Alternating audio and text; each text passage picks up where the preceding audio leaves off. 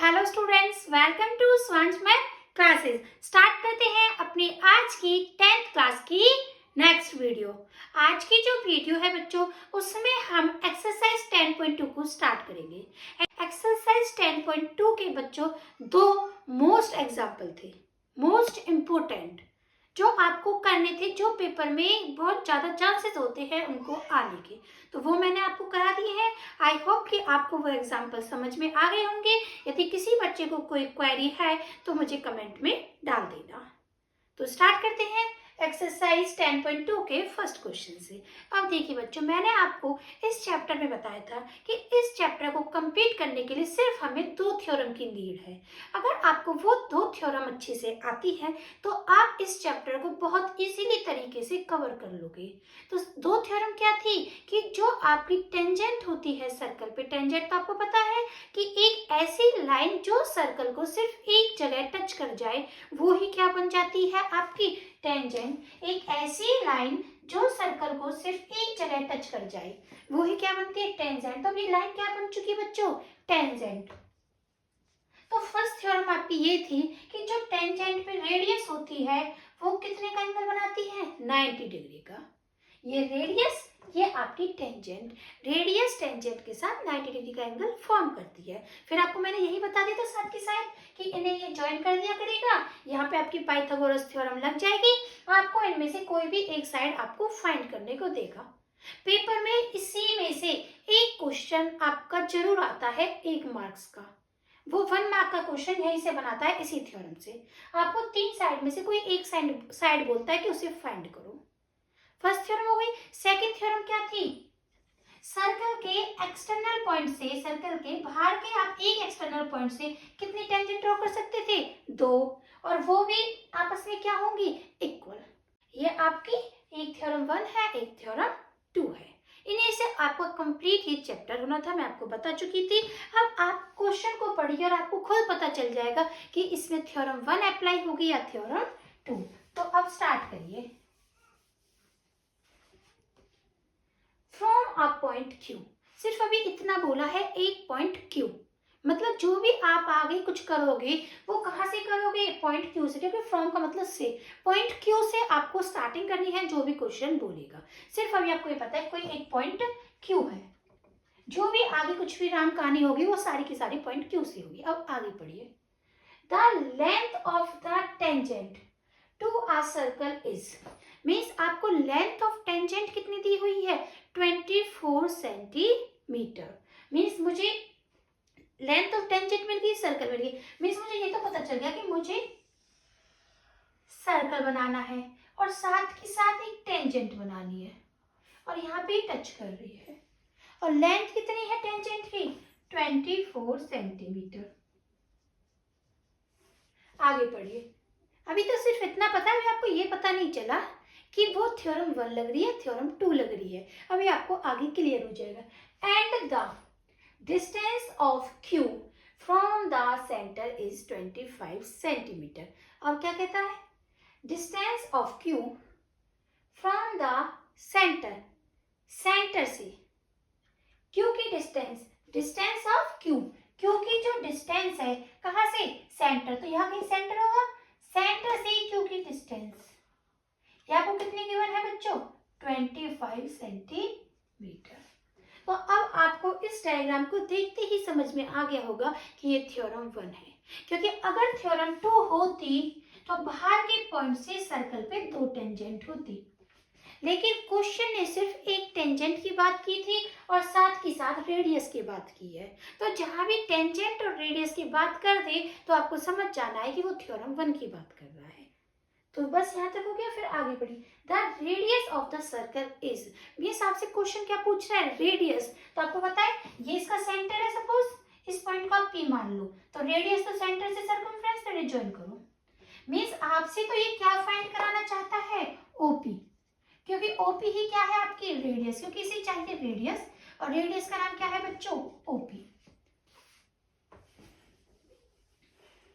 अब आपको पता है रेडियस टेंजेंट के साथ कितना एंगल बनाती है, 90 डिग्री। तो 90 डिग्री के सामने क्या होता है बच्चों, हाइपोटेन्यूज। और तो ये क्या हो गया आपका बेस, और ये रेडियस क्या हो गई आपकी परपेंडिकुलर। तो अब आपकी कौन सी थ्योरम लग जाएगी? Pythagoras theorem. तो फिर आप लिखिए YPZT इन ट्राइंगल, कौन से ट्राइंगल में? OPQ।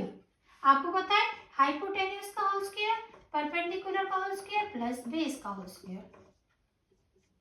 ये 1 मार्क का क्वेश्चन है, तो इसलिए आप इसे डायरेक्ट भी कर सकते हो, क्योंकि आपके पेपर में 1 नंबर का ही आना है।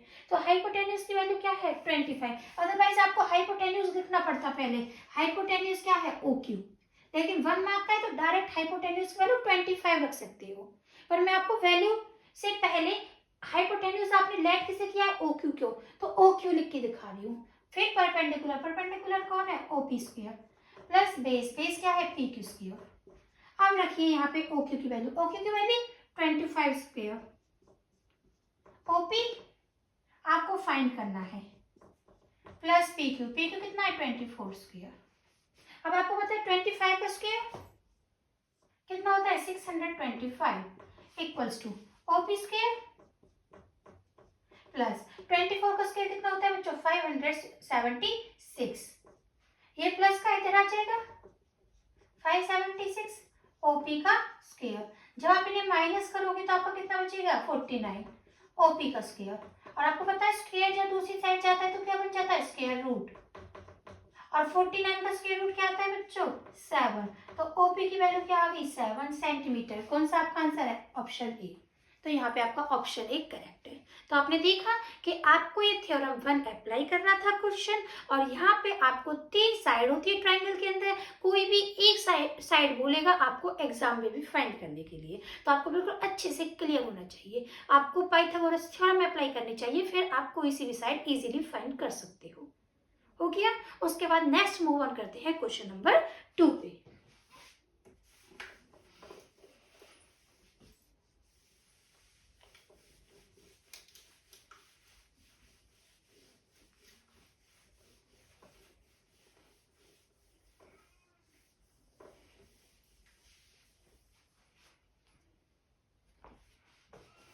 Question number 2.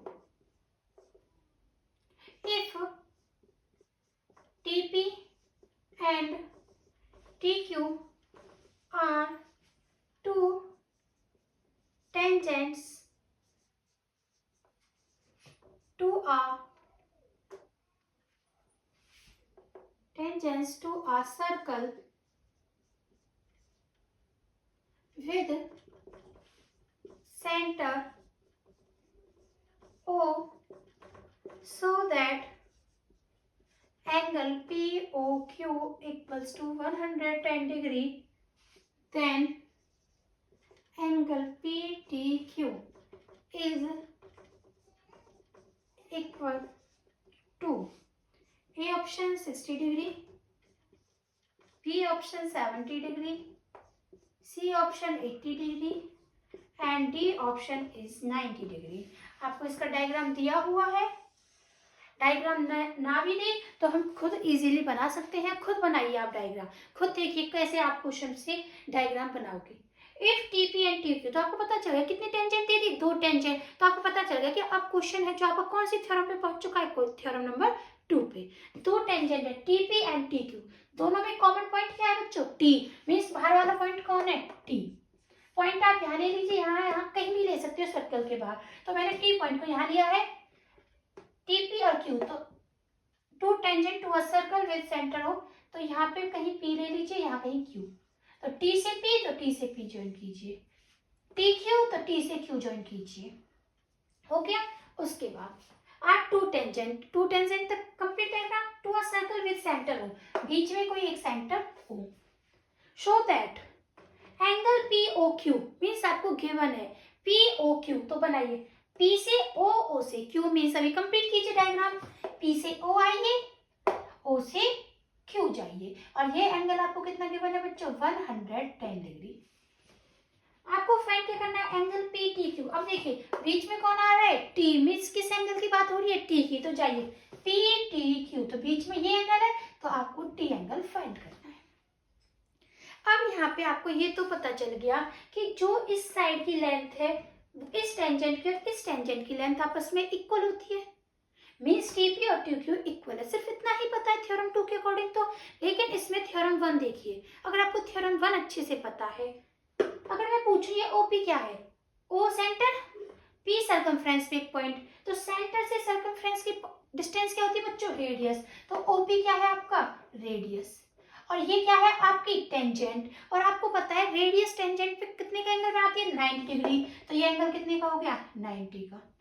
फिर यहाँ पे आइए, ये भी क्या है आपकी टेंजेंट, और ये क्या है आपकी रेडियस, क्योंकि सेंटर और ये सर्कमफ्रेंस पे पॉइंट, ये भी रेडियस और ये टेंजेंट, तो इनके बीच में भी कितने का एंगल बनेगा, 90 डिग्री का। और आपको पता है ये एक क्वाड्रिलेटरल है, और क्वाड्रिलेटरल में sum of all 4 angle is equal to 360 degree. Quadrilateral में चारों एंगल्स का जो सम होता है वो कितना होता है बच्चों, 360 डिग्री। तो 4 एंगल, तो 4 एंगल लिख दीजिए। सॉल्यूशन आप लिख सकते हो, solution of 4 angle in a quadrilateral is equal to 360 degree. तो angle P plus angle T plus angle Q plus angle O equals to 360 degree. Angle P की वैल्यू 90 डिग्री, एंगल T आपको find करना है, angle Q की value 90 degree, angle O 110 degree equals to 360 degree. अब इन्हें plus कर दीजिए, 90 और 90 कितनी होगी बच्चों, 180 प्लस 110 प्लस एंगल T 360। अब इन दोनों को प्लस कर दीजिए, 0 to 90 plus angle T equals to 360। ये प्लस का इधर जाएगा, किसको जाएगा बच्चों, माइनस का। तो angle T equals to 360 degree minus 290 degree which is equals to 70 degree. तो आपके एंगल T की वैल्यू कितनी आ गई बच्चों, 70 डिग्री। तो आपको एंगल T ही पूछा था, 70। तो इसका आंसर कौन सा आ गया, option B is correct answer. तो हो गया आपका question number 2। Next move on करते हैं क्वेश्चन नंबर 3 पे। तो आप देख रहे होंगे इजीली क्वेश्चन हो रहे हैं, सिर्फ या तो थ्योरम 1 अप्लाई करोगे या थ्योरम 2 अप्लाई करोगे।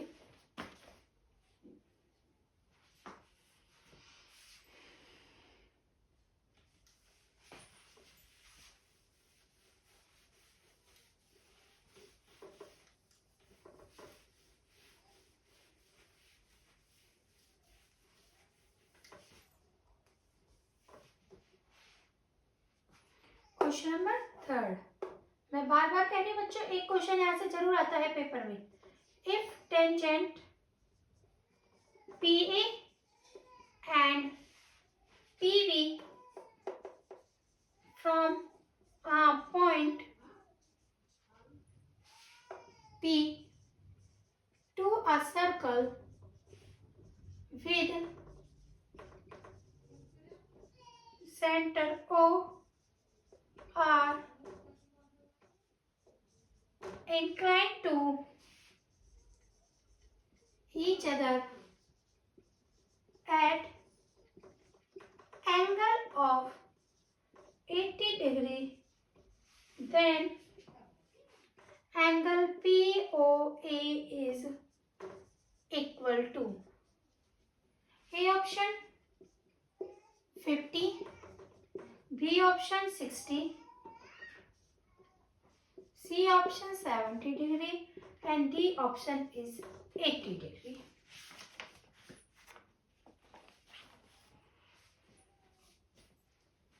तो स्टार्ट करते हैं थर्ड क्वेश्चन। आपको सिंपली क्वेश्चन के स्टेटमेंट में एक एक वर्ड को क्लियर करना है कि उस वर्ड का मीनिंग क्या है, कि आप उस वर्ड का मीनिंग समझ पा रहे हो या नहीं समझ पा रहे। आपको लगता है जिस भी वर्ड का आप मीनिंग नहीं समझ पा रहे तो वो ही वर्ड आप मुझे कमेंट में बता दिया करो कि मैम हमें इस वर्ड का मीनिंग क्लियर नहीं हुआ। If tangent PA and PB, तो आपको पता चल गया दो टेंजेंट है, मीन्स थ्योरम 2 पे पहुंच चुका है। If tangent PA and PB from a point P, तो एक्सटर्नल पॉइंट कौन है बच्चों, P। तो आप P कहीं बना सकते हो, तो सेम पहले की तरह यहाँ बना लेते हैं। दो टेंजेंट है, एक का नाम A और एक का नाम B। तो एक टेंजेंट PA, एक tangent PB from a point P to a circle with centre O। Same diagram. Are inclined, incline means एक साथ एंगल बनाएंगे। ये दोनों, जैसे ये मेरे दोनों हैंड है, ये यहाँ पे आके इंक्लाइंड हो रहे हैं, ये दूसरे से टच हो रहे हैं, मीट हो रहे हैं। इंक्लाइन टू ईच अदर, जो टेंजेंट है from a point P to a circle incline करती है to each other at an angle 80 degree. Means क्या कह रहा है आपको क्वेश्चन, कि जो दो टेंजेंट है वो आपकी इंक्लाइंड हो रही मिल रही है, और वो भी कितने एंगल पे मिल रही है आपकी 80 डिग्री पे। तो दो टेंजेंट, टेंजेंट कौन है, एक ये है एक ये है, और टेंजेंट दोनों कहाँ मिल रही है, यहाँ पे। इंक्लाइन मीन्स मिलना, यहाँ मिल रही है टेंजेंट आपकी, यहाँ पे आके तो दोनों अलग अलग हो जाती है। मीन्स आपको ये वाला एंगल दे रखा है इसने 80 डिग्री। यहाँ इंक्लाइन का मतलब आपको समझना है कि जो दो टेंजेंट है जहाँ पे वो इंक्लाइन मीट कर रही है एक दूसरे से, तो यहाँ पे मीट कर रही है, तो आपको वही वैल्यू कितनी दी हुई है 80 डिग्री। अब आपको फाइंड क्या करना है, पी ओ ए। पी से कहाँ है ओ से कहाँ जाओगे ए, तो ज्वाइन करो। पी से आए ओ और ओ से गए ए पे, आपको ये एंगल फाइंड करना है। तो अब आप देखिए POA इजीली निकल जाएगा, या तो कोऑर्डिनेटर की हेल्प ले लो, जो एंगल टोटल आएगा उसी का हाफ कर दोगे तो भी आ जाएगा। पर अगर आप देखो ये ट्राइंगल बन चुका है, अगर ये डिवाइड हो चुका है तो ये 80 था, तो अब कितना हो चुका है 40 डिग्री, 40, और ये भी कितना हो चुका है 40। और आपको पता है ये क्या है रेडियस, और ये क्या है टेंजेंट, और रेडियस टेंजेंट पे कितने का एंगल बनाती है 90 डिग्री। तो ये एंगल कितना है 90, और ये एंगल आपको फाइंड करना है ट्राइंगल में। ये एंगल कितना आ चुका है 90 डिग्री, ये एंगल आप फाइंड कर लो, क्योंकि sum of all three angle in a triangle is 180 degree. तो आप ये सिंपली यूज कर दो, angle A solution, angle A plus angle A A P O, A P O के बीच में कौन है पी, तो पी एंगल की बात हो रही है, ए से पी, पी से ओ, तो वो हाफ हो चुका है 40 डिग्री प्लस। फिर फाइंड क्या करना है पी ओ ए, तो अब ओ एंगल की टर्न आएगी पी ओ ए, तो पी ओ ए। तो आपको ध्यान रखना है एक बार बीच में ए आना है, एक बार पी एक बार ओ, इक्वल्स टू कितना 180 डिग्री। जब बीच में ए है तो आपकी वैल्यू कितनी है 90 प्लस पी पे कितनी वैल्यू है 40, एंगल पी ओ ए आपको फाइंड करना है 180 डिग्री, 90 और 40 कितने हो गए 130 डिग्री, एंगल पी ओ ए 180 डिग्री, 130 आपका प्लस का है, राइट साइड जाएगा तो किसका हो जाएगा माइनस का, which is equals to 50 degree. तो आपका ऑप्शन ए थर्ड का क्या चुका है करेक्ट आंसर। तो ये थे आपके इस एक्सरसाइज के 3 क्वेश्चन।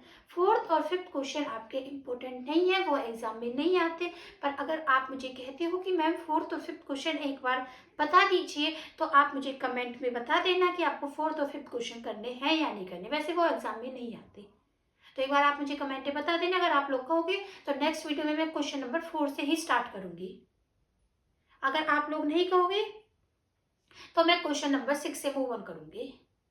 तो ये भी क्वेश्चन 4 और 5 कराना है या नहीं कराना, ये मैं आप लोगों के ऊपर छोड़ती हूँ, बट ये बिल्कुल भी आपके पेपर में नहीं आते, तो इसलिए क्योंकि बस एवे ही वाले क्वेश्चन है।